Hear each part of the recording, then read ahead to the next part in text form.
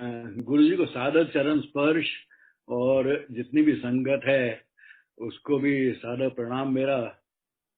आज आंटी ने मुझे बोला है सत्संग करने को, and I feel really blessed that it is such an auspicious occasion of Guru Parv that I have been asked to do this, and may Guru Parv's blessings be on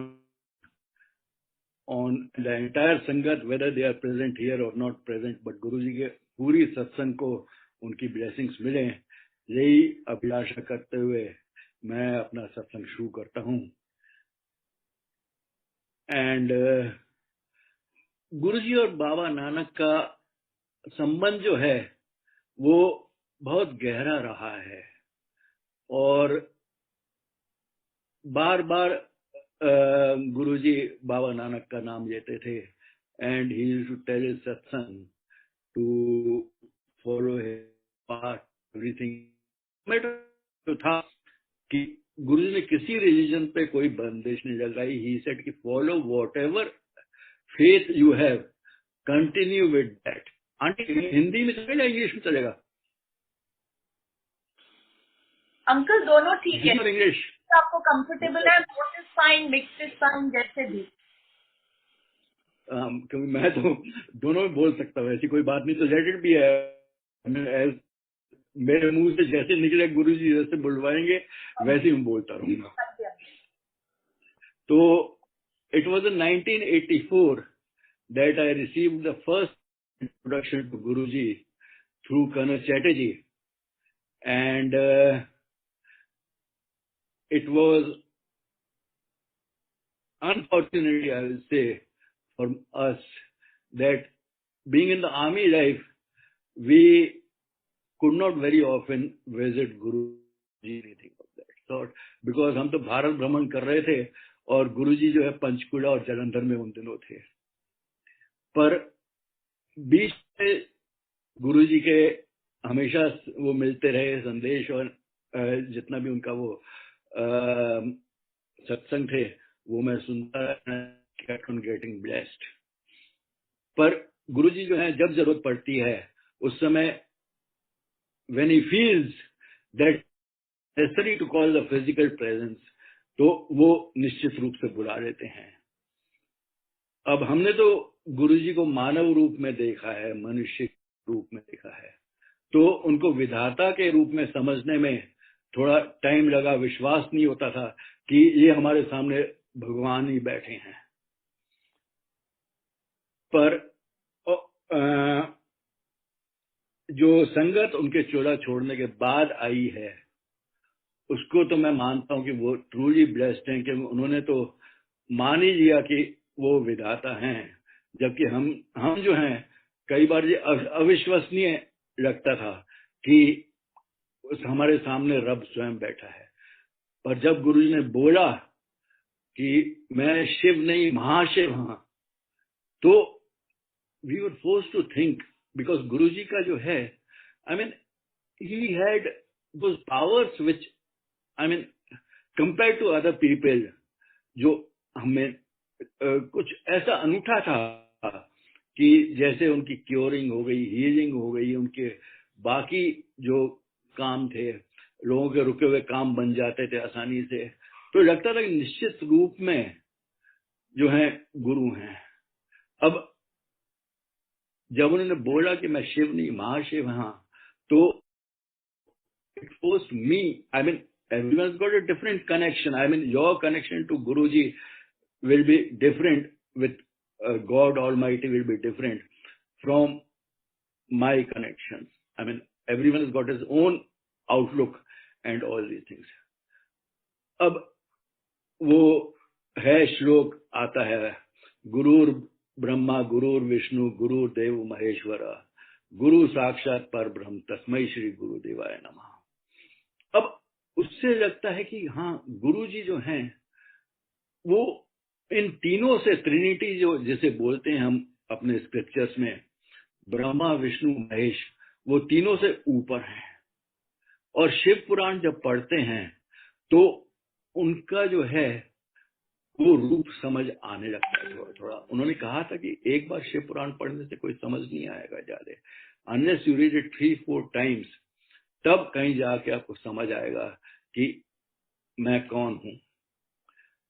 this was one text which he asked everyone, he suggested everyone to read.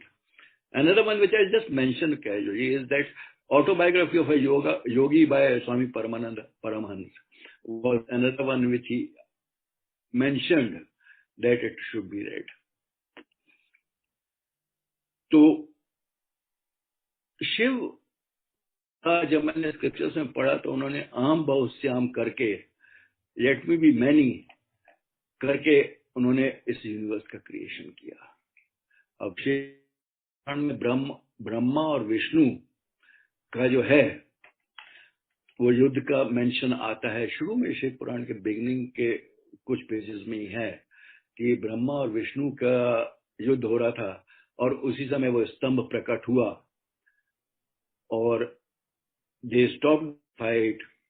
And उसके बाद जो है one of them said कि I will go up, other one said I will come down, I will go down, find the edge of it. पर किसी को मिला नहीं उसका स्तंभ। जब वो वापस आए तो वहां पे शिव थे, तो शिव ने उनको बताया कि आप भी वही हो, हम तीनों एक ही हैं, सिर्फ हमारे रूप जो है विभिन्न है। इस तरह एक आभास होता है कि हो गए, शिव हो गए, महाशिव हो गए, सब एक, and we must take it that way, we must consider it that way. अब उसके बाद जो है उनको जब ब्रह्मा और विष्णु को समझ आया तो उन्होंने अपना आशीष दिया और उन्होंने फिर समझाया उनको कि मेरे तो 5 काम हैं करने को। पहला जो है सृष्टि, क्रिएशन, सेकंड इज पालन करना, मतलब to feed everyone, and third is संहार, जिसे डिस्ट्रक्शन कहते हैं, फोर्थ इज तिरोभाव, एंड फिफ्थ इज मोक्ष विच इज सैल्वेशन। अब उन्होंने कहा कि क्योंकि हम एक हैं तो ब्रह्मा को उन्होंने हैंड ओवर कर दिया, विष्णु को हैंड ओवर किया टू पालन करने का काम जो है वो विष्णु को हैंड ओवर किया। अब संहार का काम उन्होंने कहा कि मैं रुद्र को हैंड ओवर कर रहा हूं जो कि मेरा ही रूप है, और तिरोभाव का उन्होंने बोला कि महेश करेंगे, वो अगेन इज उन्हीं का रूप है। पर मोक्ष का जो है उन्होंने कहा ये काम जो है मैं स्वयं करूंगा। तो इसके आगे जब वर्णन मिलता है कि ब्रह्मा ने जब क्रिएशन शुरू किया तो वे चाहते थे कि जितने भी ह्यूमन बीइंग्स हैं उनको जो है इमॉर्टल बना दिया जाए। तो शिव ने कहा नहीं, मैं जो हूं गुरु बनकर पृथ्वी पर अवतरित होता रहूंगा और उनको जो है इस चीज से जो है मुक्त रखूंगा। तो they will need to be mortal and he will take form from time to time, come on this earth and create that environment for others to understand what divinity is and how to continue with that. तो इस तरह गुरुजी हमारे बीच में आए और जिन्होंने उनको चोले में देखा है उनको जो है उस समय सहज विश्वास नहीं होता था, पर नई संगत जो बाद में आई है उनके बाद उनको तो I feel they are truly blessed because they have readily accepted that he is God almighty. पर एक बार उनको इस तरह समझने के बाद जो है वो जो है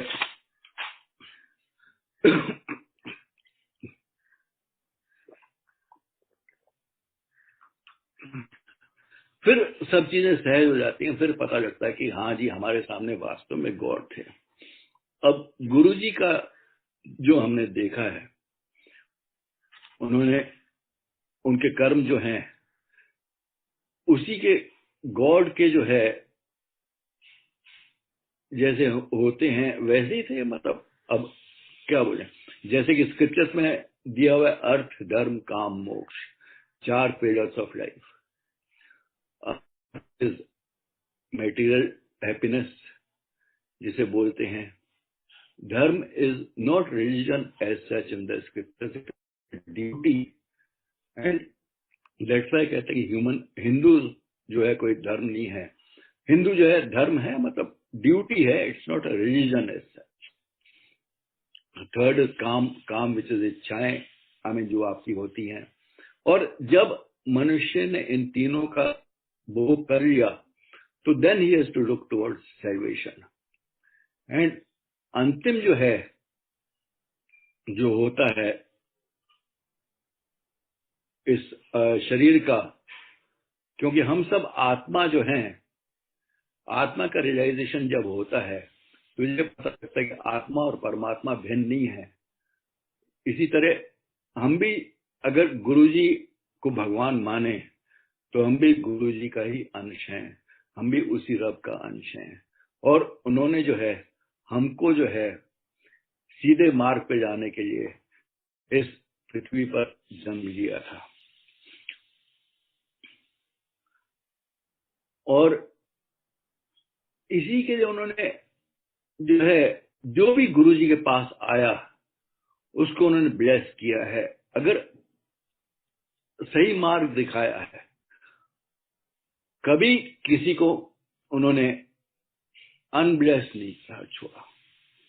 जो भी, बिकॉज उनको सबकी जानकारी रहती थी, वो तो अंतर्यामी थे, उनको सब पता रहता था। और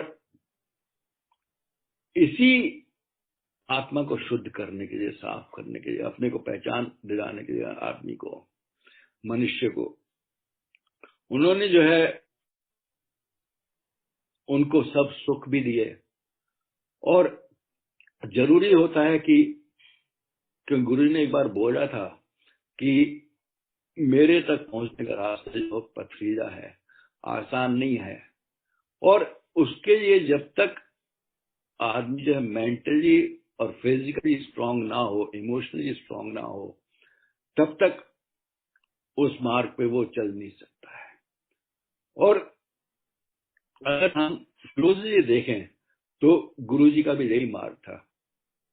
उन्होंने किसी को मेटीरियल वेल्थ से वंचित नहीं किया, जो भी जिसकी इच्छाएं पूरी हुई वो उन्होंने दिया है। और पर समय आने पर, I will come back to that later, and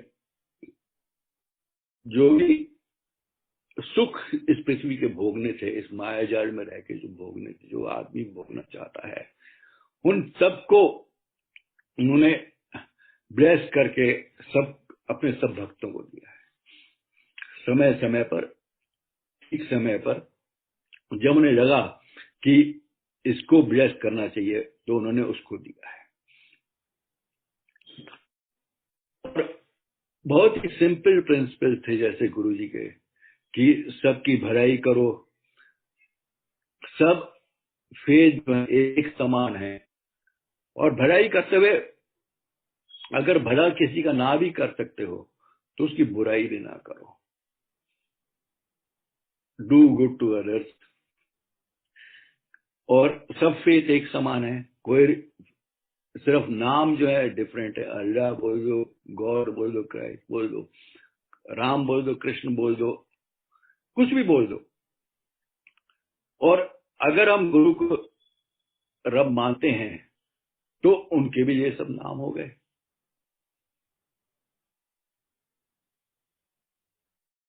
ये तो बात हमें समझनी पड़ेगी। और थर्ड चीज जो उन्होंने बहुत इंपॉर्टेंट बोली थी कि प्रार्थना रोज करनी चाहिए। Spend about 5-10 minutes for prayers every day. और प्रेयर्स के भी 2 फॉर्म होते हैं, I consider it that way. एक प्रेयर है when you are talking to God, आप ईश्वर से बात कर रहे हैं, आप अपना प्रेयर कर रहे हैं। Second is self meditation.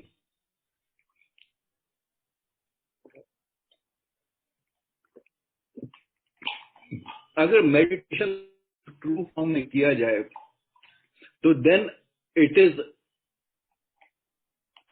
you are listening to God. You're not talking to God, you have to listen to Him. Whatever is your feelings which arise from inside, they come because God is creating those feelings. He is emotionally blessing you. He is making you think that way. And it is simple as that. That is the form of meditation. Thoughts जो वो अपने मन में उस समय meditation के time पे डालते हैं, that is important and that is what called listening to God. और उसी से अपना जो मन पवित्र होता है, अपने अंदर स्ट्रेंथ आती है, करेज आता है to face the world in a true spirit. और समय आने पर जो है गुरु जी जो है स्ट्रॉन्ग करते रहते हैं आदमी को. जैसे मैं पहले कह चुका हूं. और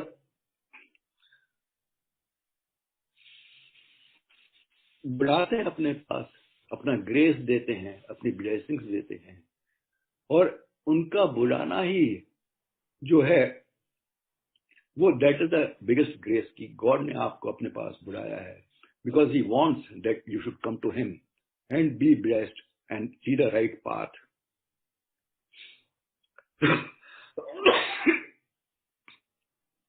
कहते थे कि अगर कोई मेरी तरफ एक कदम भी बढ़ाए तो मैं 100 कदम उसकी तरफ चल के जाता हूं. और वाकई ये ऐसा होता था. कई बार जो है हमें लगता था कि वो हमारे साथ नहीं है, पर जब जरूरत पड़ी तो he always was there by your side. He is there by your side and he will continue to remain by your side. Be rest assured. हालांकि आपके मन में जो भी फीलिंग आए, पर वो आपके साथ हमेशा सदा सदा रहेंगे.